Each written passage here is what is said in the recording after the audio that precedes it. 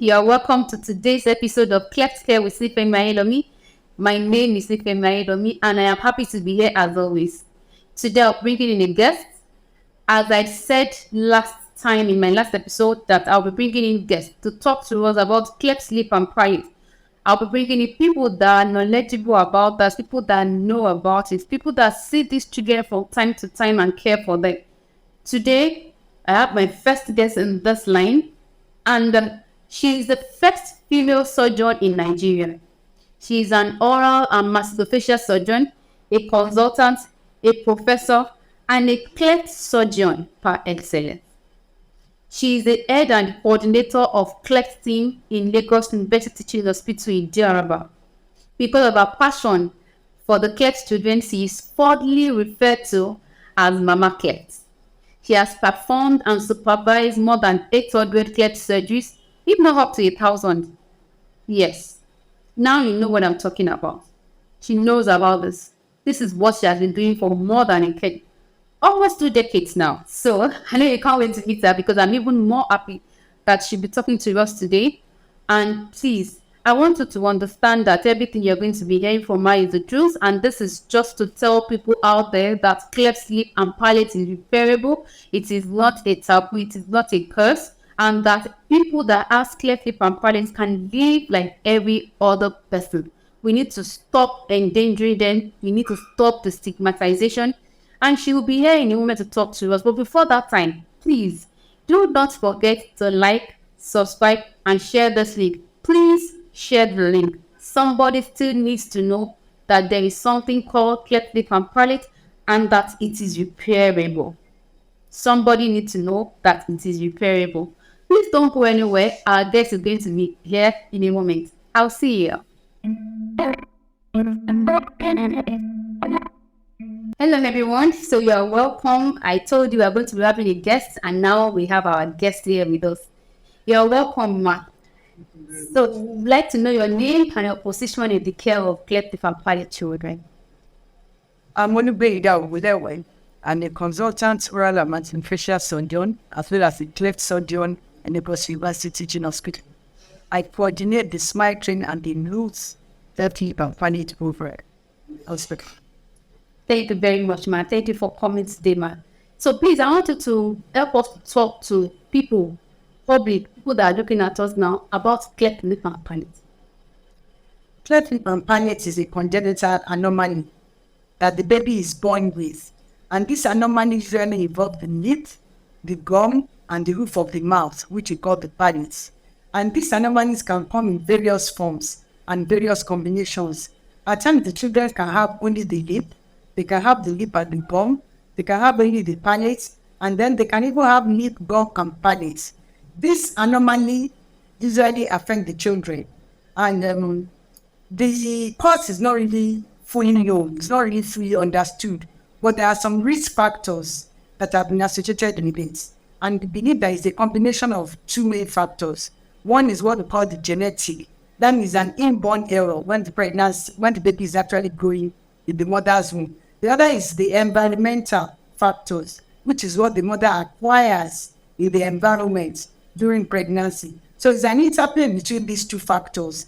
And the environmental factors, well, we can have some, it can be modified a bit in that the mothers can actually prevent some of these things. For instance, it is known that if the mother does not take enough folic acid during pregnancy, then there is a risk of developing this anomaly.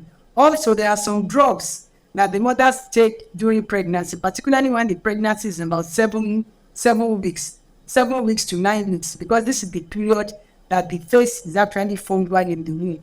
So, and this is why some of the pharmaceutical companies, they always write on their prescription, on their labels, that the pregnant woman should not take this, should not take that, because they're not very certain of what will happen when the mother takes it. And also, if the mother is exposed to some form of radiations, there's the likelihood that the baby will develop cleft lip and palate. And cleft lip and palate, I would say, is not a cause. Any child that has this anomaly can live a normal life because it can be repaired. There is solution to it. And as I always tell some of my patients, that they are not the fault that we have this baby, and they are not the nurse. Even many people are still having it, so they should not feel distraught. And there's also a lot of myths that surround this the birth of these children. Some people believe that as a result of what the mother did during pregnancy, or where or it's because of some type of causes that has been placed on the mother during pregnancy, or the woman is wayward. There are so many things that are actually that some people want to believe that it is the cause. And I want to tell you that none of this is the cause. It is not the fault of the woman. It is not the fault of the father. But what you need to do is that these children, when they are born, they need a lot of care. So both parents have to care for them. These children, when they have the baby, the adults, the panic, they have some challenges. Some of them will not be able to eat well because of the gap with the hole in the mouth. Some of them will not be able to latch onto the breast because of the defect in the lip. Some of them will have some nutritional issues. They cannot eat well because there's already a defect. Some of them will have hair problem. Some of them will not be able to speak well. So because of all these challenges that the child has, we provide what we call a comprehensive cleft care. That means care that will encompass all the challenges that these children have. Care that will take care of every aspect of the challenges. We should take care of the surgery, we should take care of the speech, we should take care of the hair problem, we should take care of the nutrition. Even at times, this defect also affect the arrangement of the teeth. So at the Lagos University Children's Hospital, we actually provide a comprehensive cleft care that involves different specialists. As I've mentioned earlier on, you have the surgeon, you have the speech therapist, you have the nutritionist, we have the orthodontist, we have the nurses, you have the clinical psychologists, you have all of them, so that these children can live a normal life by the time you complete their treatment. And I want to advise that these children, when we see them, we should send them to us at the Lagos University Children's Hospital, where we provide comprehensive cleft care, and they are not going to pay anything. And the children also, they need our love, they need our support. So we have to care for them. Thank you very much, ma. Thank you very much, ma. So, for this cleft lip and palate children, what is the hope of those children? And then, looking at the success of all the treatment options that you have listed out, what is the hope of these children? For some years, we have been running this program free of charge, courtesy of Smile Dream and an NGO from the United States of America. We have been running it for the past 15 years, and we have done close to, not up to 1,000 surgeries. And looking back and then looking at these children, where they were at that time and where they are now, one feels very happy because the quality of their lives have improved and they are now living normal lives. So when you want to talk about success, we want to think of how the surgery or how the care has impacted the life of the children, how it has impacted the life of the caregiver. These are the parents. And when you see these parents, when they first come to the clinic, they are very sad, they are very distraught. But by the time they are leaving the clinic and the children have had their surgery, they are very happy. So when you see these parents that are happy and they are delighted, looking at their children, that their children are now normal children, normal in quotes, children, they are very happy. So I would say based on the reactions of the mother or the parents, and then for us, looking at the children, looking at where we are coming from, I would say it has been very, very successful. Having to do about 1,000 surgeries, I would say it's been very successful because we have been able to improve the quality of life of these children. We have been able to impact their lives. They can go to school where nobody will stigmatize them. They can go to school where nobody will bully them. They go to school, they can mix with their mates, and they can mix very freely, do whatever their mates are doing, and they're happy. So I would say based on this, the program has actually been very successful, and the children have hope. They can live the normal life, and they are normal. Thank you very much, ma'am. Thank you very much, ma'am. And it has been said that all this treatment is for free. It can be done for free. Please, ma'am, what advice do you have for the public, for the parents of these children, and also for every other person that is watching? My advice is that if you come across a child that has cleft lip companions, what you need to do is show them love, show them support. Don't stigmatize them.